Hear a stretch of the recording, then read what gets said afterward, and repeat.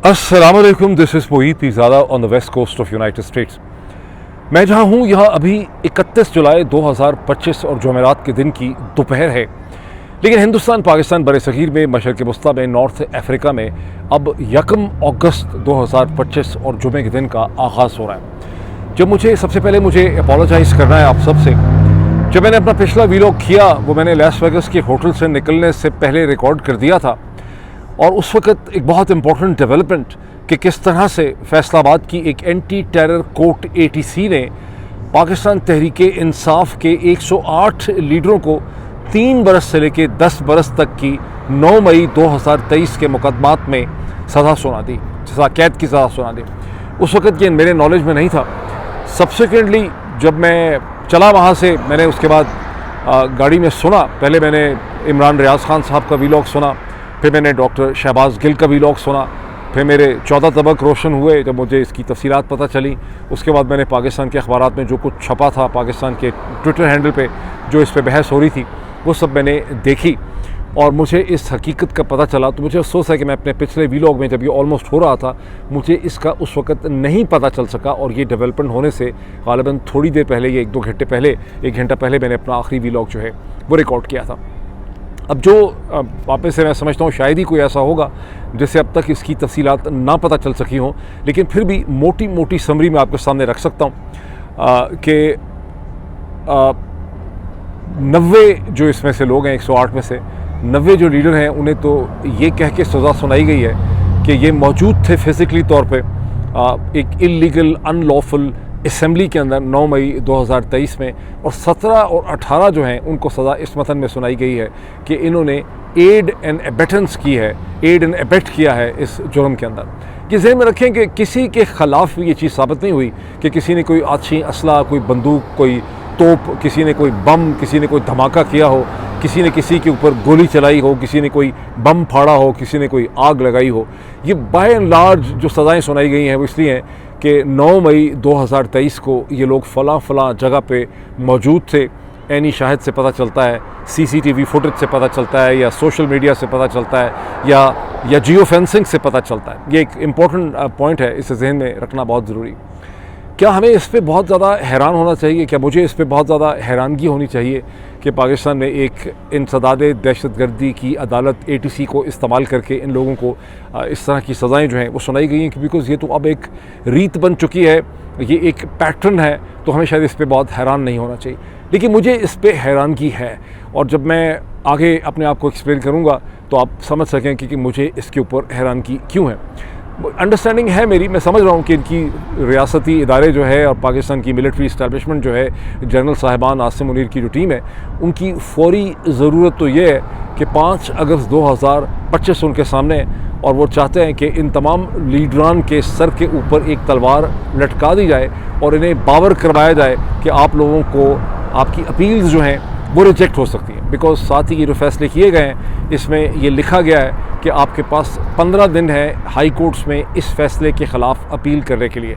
इसका मतलब है कि अगर फ़ैसला शुरू होता है 31 जुलाई से, तो 14 अगस्त 2025 तक ये लोग, या फिर 15 अगस्त 2025 तक ये इस फैसले के ख़िलाफ़ अपील कर सकते हैं, और दरमियान में आना है 5 अगस्त 2025। इसका मतलब है कि अगर आपका रवैया ठीक होगा इनमें से जिन लोगों का, और वो 5 अगस्त के लिए तैयारियां नहीं करेंगे, 5 अगस्त 2025 की रैली, जलसा, जलूस, उसमें अंदर उनकी विजिबिलिटी नहीं होगी, तो फिर हाई कोर्ट जो ज़ाहिर है जिसको मिलिट्री इस्टेब्लिशमेंट कंट्रोल करती है, और अब जैसा कि हम कई दफ़ा कह चुके हैं अपने प्रोग्राम्स के अंदर, अपने वीलॉग्स के अंदर, कि तमाम अदालतें, खा वो सेशन डिस्ट्रिक्ट कोर्ट्स हों, खा वो हाई कोर्ट्स हों, वो अब पाकिस्तान के इंतज़ामी ढांचे एग्जेक्टिव की और दर हकीकत पाकिस्तान की मिलिट्री इस्टेब्लिशमेंट की एक एक्सटेंशन बन चुके हैं, और वो उनका एक टूल है, और जिस तरह के फ़ैसले वो चाहें वो उनसे करा सकते हैं। तो तलवार ये लटका दी गई है कि अगर आप 5 अगस्त 2025 के जो रैलीज़ और जुलूस जलसे और जो जद्दोजहद है उसका हिस्सा आप नहीं बनेंगे, तो आपको हाई कोर्ट से रिलीफ जो है वो दिलाई जा सकती है। बैरिस्टर गौहर जो हैं उन्होंने ऑलरेडी इसके ऊपर जो स्टेटमेंट दी है उसकी जो 3-4 नुक्ते हैं, उसमें एक नुक्ता ये है कि हम हाई कोर्ट्स में इसके ख़िलाफ़ अपील करेंगे। हम इस सारे केस और इसकी तफसीलात इमरान खान के सामने लेके जाएंगे। इमरान खान से हम पूछेंगे, उनकी राय तलब करेंगे कि हमें अब तहरीक इंसाफ को निज़ाम का हिस्सा बनना चाहिए, रहना चाहिए, यानी असम्बलियों में रहना चाहिए, या ये है कि हमें सड़कों पर निकल के एहतजाज करना चाहिए, ये उनका कहना है। डॉक्टर शहबाज गिल जिनका पॉडकास्ट मैंने बहुत गौर से सुना, उन्होंने कहा कि वक्त आ गया है कि पाकिस्तान तहरीक इंसाफ को निज़ाम का हिस्सा नहीं रहना चाहिए। और ये पहली दफ़ा उन्होंने नहीं कहा, मुझे याद है उन्होंने ख़ुद भी इसको बात को दोहराया है, लेकिन मैंने उनका वो वीलॉग भी सुना था जब चंद दिन पहले उन्होंने ये कहा था कि पाकिस्तान तहरीक इंसाफ को शायद असम्बलियों से बाहर निकल जाना चाहिए। उन्होंने उसमें ये भी एक्सप्लेन किया कि जब 2022 में पाकिस्तान तहरीक इंसाफ ने असम्बलियों से बाहर निकल के जद्दोजहद का फ़ैसला किया था, उस पर बहुत सी तनकीद भी होती है, लेकिन हर वक्त जो है उसमें एक मुख्तलिफ फ़ैसला आपको करना पड़ता है। और ये जो वक्त है इसमें पाकिस्तान तहरीक इंसाफ के पास अब कोई और चाराकार जो है वो नहीं रहा। अब मैं इसकी कोई असेसमेंट इसकी ठीक तरह से नहीं कर सकता, बिकॉज अगर पाकिस्तान तहरीक इंसाफ असम्बलियों में रहती है या नहीं रहती, और अगर असम्बलियों से बाहर निकलती है तो वो किस तरह की बेहतर रेजिस्टेंस कर सकेगी, और जब वो असम्बलियों से निकल जाएगी तो ये जो निज़ाम है जिस तरह से अदालतों को कंट्रोल करते हैं या जो भी अजीब अजीब चीज़ें कर रहे हैं, तो ये फिर उस पर किस तरह से रिएक्ट करेंगे। क्योंकि एक जंग में कहते हैं कि जब एक साइड एक फ़ैसला करती है या एक जंग कोई भी एक्शन वो करती है तो दूसरी साइड भी उसके खिलाफ एक रिएक्शन और रद्द-ए-अमल करती है। ऐसा नहीं होता कि एक ही साइड के पास इनिशिएटिव होता है। और 2022 से अब तक जो कुछ भी हुआ है उसमें इमरान खान ने हर स्टेप एंड स्टेज पे जो एक एक्शन या इनिशिएटिव लिया है, पाकिस्तान की मिलिट्री इस्टेब्लिशमेंट ने उसको काउंटर करने के लिए कुछ और ही एक्शन जो है वो लिया है। तो मैं इसको ठीक तरह से असेस जो है वो नहीं कर सकता।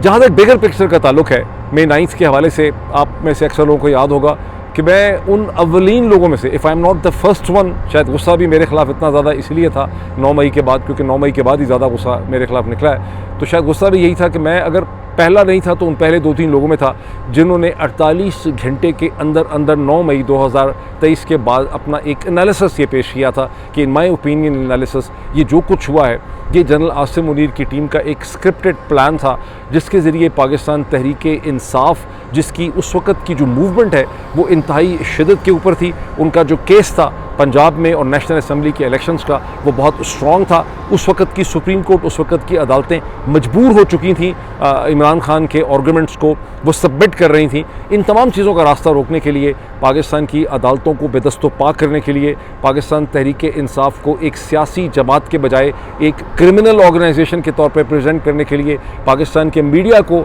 नेशनल सिक्योरिटी का कार्ड प्ले करके डिफेंसिव पे डालने के लिए, ख़त्म करने के लिए मई 9 के वाक़या जो हैं इन्हें रचाया गया। ये एक स्क्रिप्ट था जिसमें पाकिस्तान तहरीक इंसाफ के इस बुनियादी आइडिया को कि अगर इमरान खान को गिरफ़्तार किया गया तो हम बाहर निकलेंगे, एहतजाज करेंगे, असम्बली करेंगे, प्रोटेस्ट करेंगे, GHQ का गेट जाके खटखटाएंगे, मिलिट्री इंस्टॉलेशंस के बाहर जाके शोर मचाएंगे।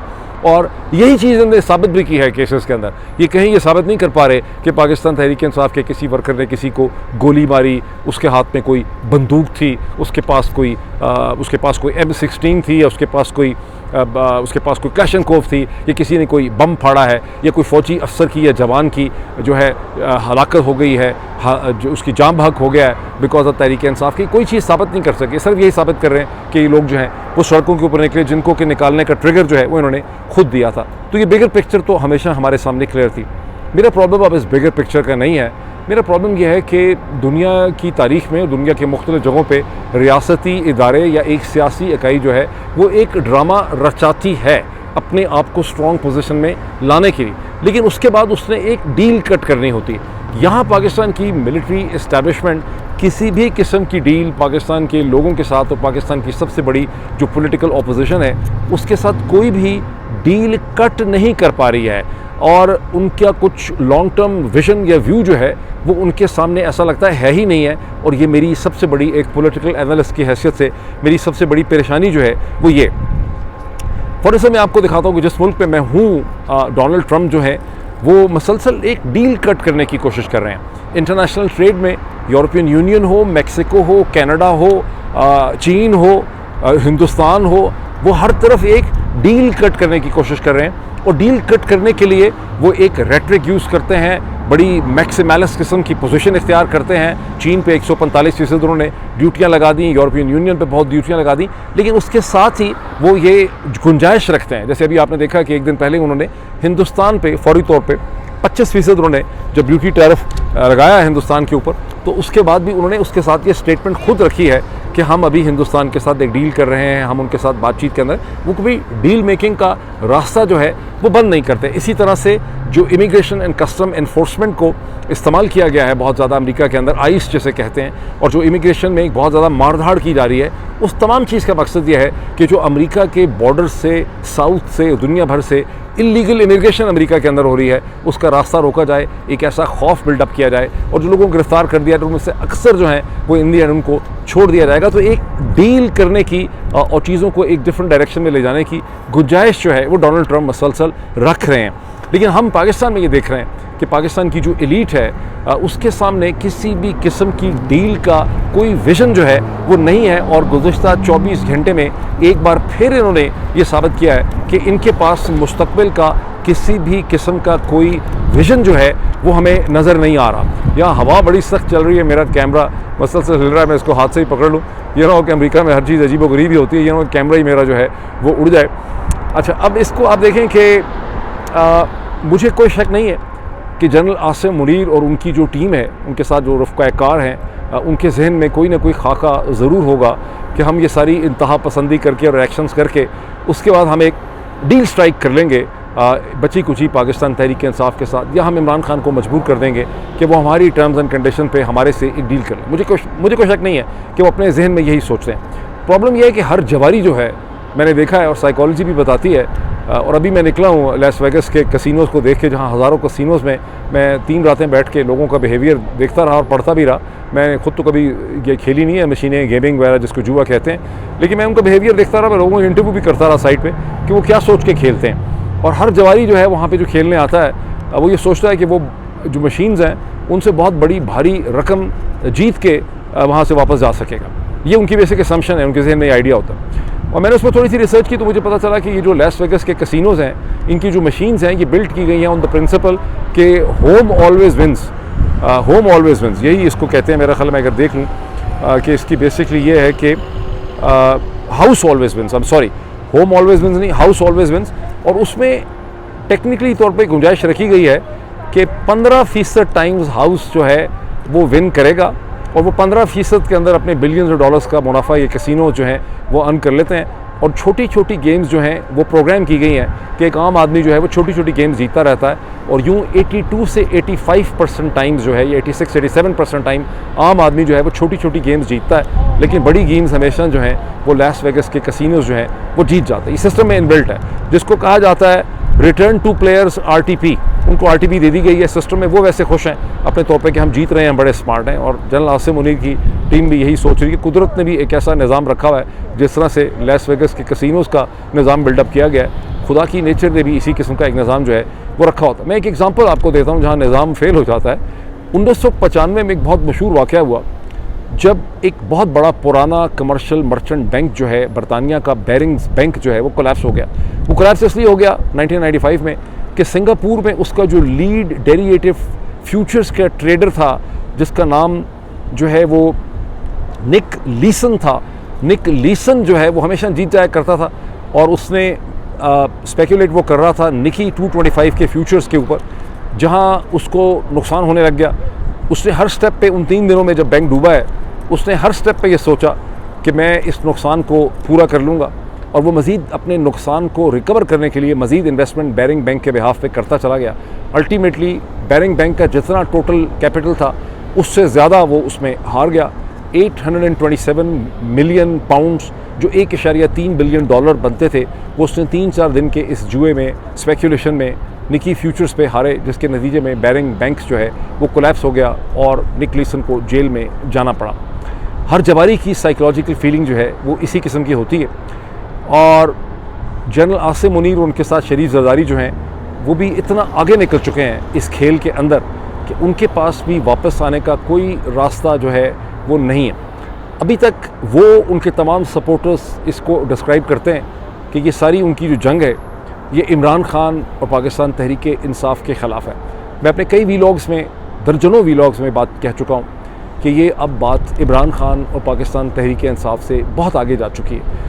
ऐसे इक़दाम किए हैं जनरल आसिम मुनीर ने, शरीफ जरदारी आसिम रजीम ने, जिसके नतीजे में पाकिस्तान की रियासत का पूरा ढांचा जो है वो ख़तरे में पड़ चुका हुआ है।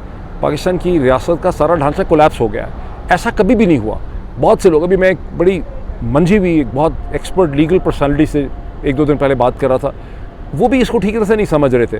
वो ये समझ रहे थे कि कोई और जर्नैल आ जाएगा, चीज़ें ठीक कर देगा, इमरान खान को रिहाई मिल जाएगी वगैरह वगैरह। मेरा नहीं ख्याल कि ऐसा हो सकेगा।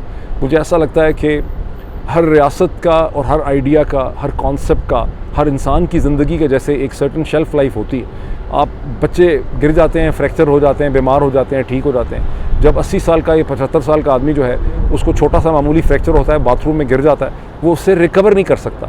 बिकॉज़ हर चीज़ की, हर आइडिया की एक लाइफ, उसकी एक शेल्फ़ लाइफ होती है। इसी तरह से हर रियासत की भी एक शेल्फ़ लाइफ होती है। एक सर्टन हद तक ही उसमें आप गलतियाँ कर सकते हैं, उसके निज़ाम से, उसके ढांचे से आप खेल सकते हैं। पाकिस्तान में जो मौजूदा शरीफ ज़रदारी आसिम रजीम है, ये एक हद से ज़्यादा खेल चुके हैं और मैं बहुत ज़्यादा, मुझे परेशानी है कि ये निक लीसन की तरह खेलते चले जा रहे हैं और आगे इसका अंजाम जो है वो क्या होना है। इसकी सूरत हाल ये बिल्डअप हो चुकी है कि बहुत बड़ी तादाद में लोग जो हैं, मैं अमेरिका में बहुत लोगों को मिलता हूँ, पढ़े लिखे लोग, वो खुल के तो ये नहीं कहते, वो हैं भी पब्लिक फिगर्स नहीं, लेकिन पढ़े लिखे लोग जो हैं, जो डॉक्टर्स भी हैं, एंटरप्रेन्योर्स भी हैं, बिजनेसमैन भी हैं, इंजीनियर्स भी हैं, कुछ एकेडमिक्स भी हैं, वो मायूस होते चले जा रहे हैं। उनको ऐसा लगता है कि पाकिस्तान की रियासत का कोई सिक्योर मुस्तकबिल आगे उनको नज़र नहीं आ रहा, लेकिन लोग कहते नहीं हैं। 2 दिन पहले मियामोटो मुसाशी, जो एक सूडोनेम है, एक पाकिस्तानी ओरिजिन, बहुत ही ब्रिलियंट पॉलिटिकल एनालिस्ट का, जो इस वक्त जापान में मौजूद हैं, पाकिस्तानी कम्युनिटी से बिल्कुल लाताल्लुक़ हैं, बिकॉज़ वो एक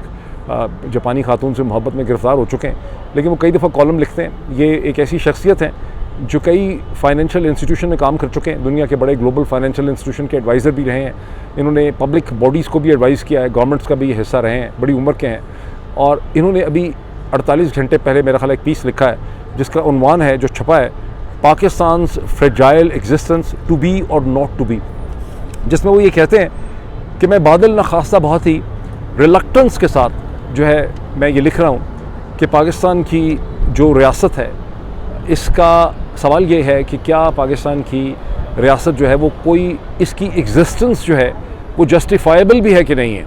मतलब क्या पाकिस्तान की रियासत की कंटिन्यूइंग एग्जिस्टेंस जो है वो किसी के भी फ़ायदे में है। फिर वो लिखते हैं कि अब तक तो ये बात सबको समझ आनी चाहिए कि ब्रिटिश इंपीरियल ऑर्डर जब विड्रॉ कर रहा था तो उसने अपने इंटरेस्ट में जो कार्टोग्राफी की है, उसके नतीजे में पाकिस्तान की स्टेट बनी है। पाकिस्तान की स्टेट पाकिस्तान के बॉर्डर्स के अंदर रहने वाले लोगों की विल और उनकी ख्वाहिश के नतीजे में नहीं बनी हुई है, बल्कि ये ब्रिटिश और वेस्टर्न इंस्टीट्यूशन की ज़रूरियात पूरी करने के लिए बनी है। और अब तक ये बात वाज़ेह हो जाती है कि ये उन्हीं की ज़रूरियात को पूरा कर रही है। और वही कहते हैं कि मैं बहुत हैवी हार्ट के साथ, बहुत रिलक्टेंस के साथ ये लिखने पे मजबूर हो गया हूँ। वो कहते हैं और भी बहुत से लोग अब देखते हैं, महसूस करते हैं, लेकिन वो इसमें, उनमें इतनी हिम्मत नहीं है कि वो इसे लिखना नहीं चाहते, इसके बारे में खुल के कहना नहीं चाहते। अब मुझे ख़तरा ये है कि उन्होंने ये भी लिखा है कि ये एक ऐसी रियासत है जिसने ना मुसलमानों को सर्व किया, ना इस्लाम को सर्व किया, ना लोगों के इंटरेस्ट को सर्व किया।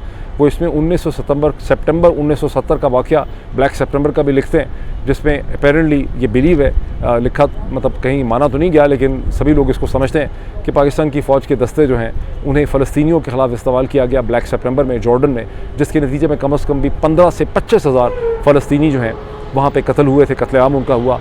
फिर उसके बाद 1971 में सेवरल 100,000 पीपल, अगर 3 मिलियन नहीं भी तो hundreds and thousands of people जो हैं, कई लाख लोग जो हैं, बंगाली, मुसलमान और हिंदू, उनका कत्लेआम हुआ, वेस्ट पाकिस्तानीज़ का कत्लेआम हुआ और पाकिस्तान के रियासती इदारे उसमें मुलव्वस थे।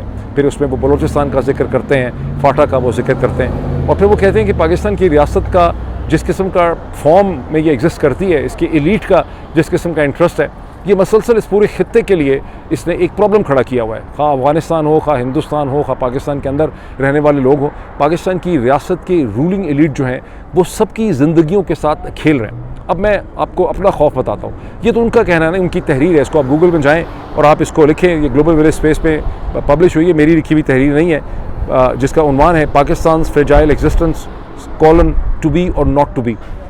मेरा ख़तरा ये है, अभी तो ये एक लोन इंटेलेक्चुअल आइसोलेटेड वॉइस है, अगर पाकिस्तान की रूलिंग एलीट ने इन इश्यूज़ को एड्रेस ना किया और इसका सलूशन ना निकाला और वो सलूशन नहीं निकाल पा रहे, तो मुझे बड़ा खौफ है कि ये जो लोन इंटेलेक्चुअल वॉइस है ये बहुत जल्दी सड़क के ऊपर लाखों लोगों की एक आवाज़ बनने लग जाएगी, ख़ास करके पाकिस्तान के जो सबऑर्डिनेटेड प्रोविंसेस हैं, जैसे केपी है, जैसे बलूचिस्तान है। बलूचिस्तान में तो ऑलरेडी लोग यही कहते हैं, लेकिन मुझे लगता है कि केपी के अंदर भी यही नारा हो जाएगा, शायद सिंध के अंदर भी ये नारा होगा, शायद आज़ाद कश्मीर में भी ये नारा होगा, शायद और जगहों पर भी, GB में भी ये नारा होगा।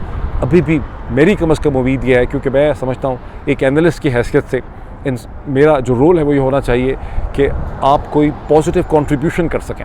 मेरे खिलाफ बहुत कुछ लोग बोलते हैं, लिखते हैं। मैंने बहुत से लोगों से पूछा भी है जो इस रजीम को सपोर्ट करते हैं, वो मुझे ये कहते हैं आप इनके ख़िलाफ़ बोलते हैं। मैं पूछता हूँ कि आप मुझे बताएं कि मैं क्या गलत करता हूँ। वो आगे से ये कहते हैं जी आप दरअसल इनकी बड़ी मुखालफत करते हैं, आप भी ज़्यादती करते हैं, आप इनकी बड़ी मुखालफत करते हैं। मुझे आज तक कोई शख्स ऐसा नहीं मिल सका और मेरे खिलाफ जितने केसेस बनाए गए हैं कि कोई बता सके कि मैं एक्चुअली गलत क्या कहता हूँ। मैं गलत कहता नहीं हूँ, मैं सिर्फ एनालिसिस ऑफ़र करता हूँ। मेरा पाकिस्तान तहरीक-ए-इंसाफ से कोई ताल्लुक़ नहीं है, मैंने इमरान खान से कुछ नहीं लिया।